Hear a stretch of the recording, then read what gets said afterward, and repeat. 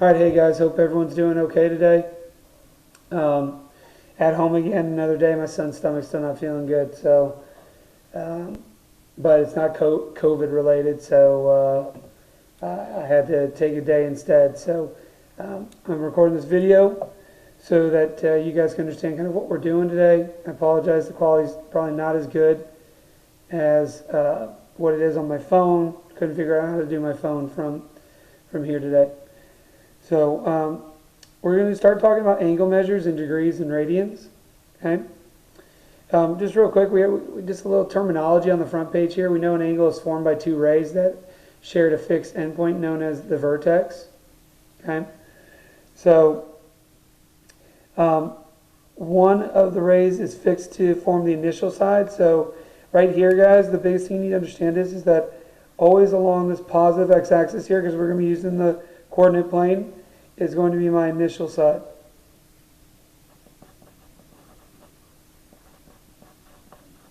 Okay, that's always going to be my initial side. All right, and then initial side of the angle, and the other ray rotates to form its terminal side. So then this right here is going to be my terminal side.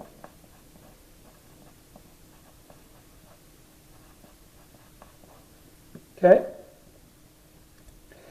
An angle with a vertex at the origin initial side along the positive x-axis is called standard position. So we're going to talk about standard position here for the next couple of weeks, and how we're going to use the unit circle to find measurements. Okay. And so the biggest thing you need to understand is that when we rotate, we're going to be rotating counterclockwise. Okay. So when you go say 360 degrees, which is one rotation around the circle, you're doing that counterclockwise. That gives you a positive angle. Okay. So this right here would yield a positive angle.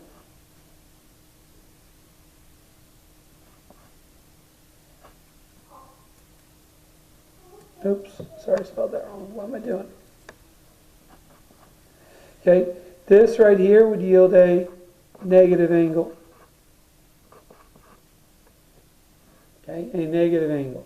All right, and that's because we went clockwise. All right. So that's really the two things you understand. We're going to talk about that a lot more next week.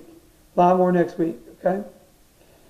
Know the quadrants and sign for x and y in each quadrant. That's very important in trigonometry. Degree or angle measures are read with respect to the quadrants starting at the positive x-axis and moving counterclockwise. So again, quadrant 1, right? Quadrant 1 plus plus. Okay? Quadrant 2, x is negative, y is positive. Quadrant 3, both x and y are negative.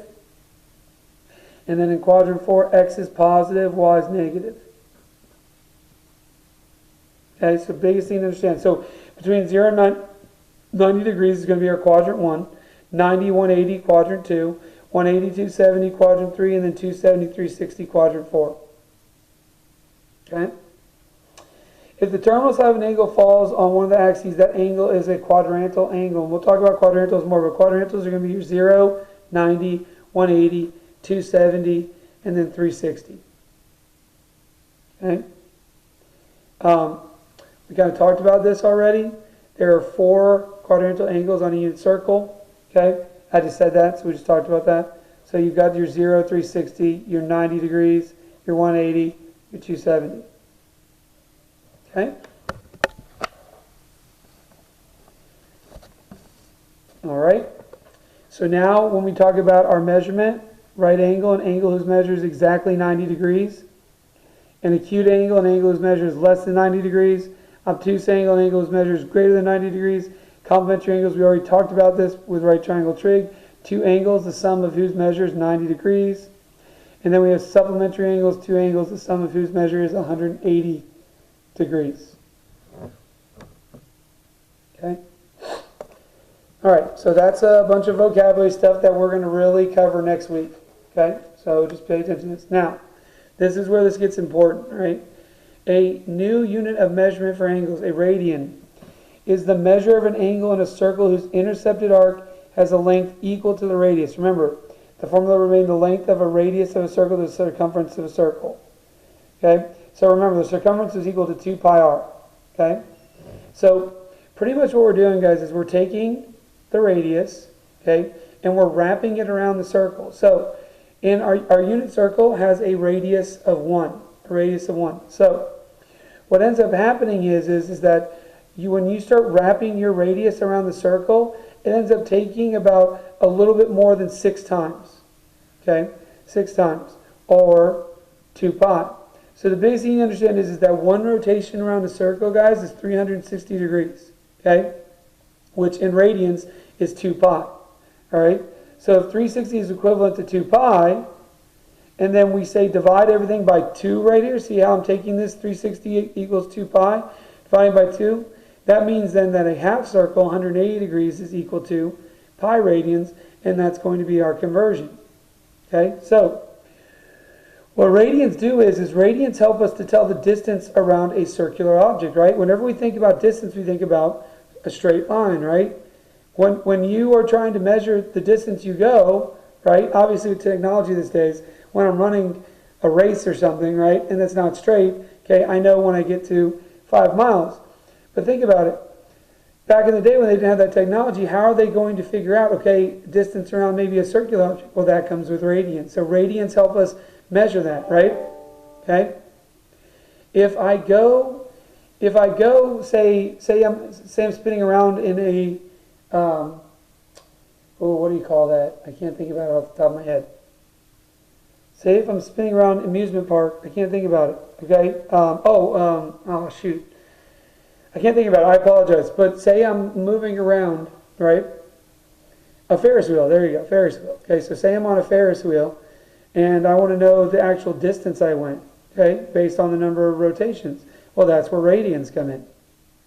Okay? So what we need to understand is really the big thing today is just how to convert it. Okay? Degrees to radians, radians to degrees.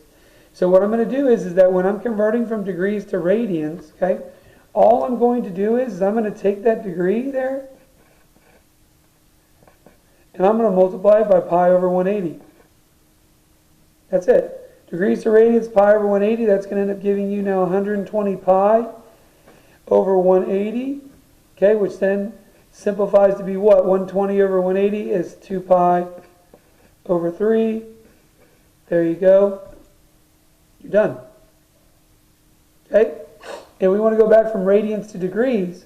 Okay, we're going to take this 5 pi over 6 and we're going to multiply it by 180 over pi. Okay? What ends up happening here is that you're going to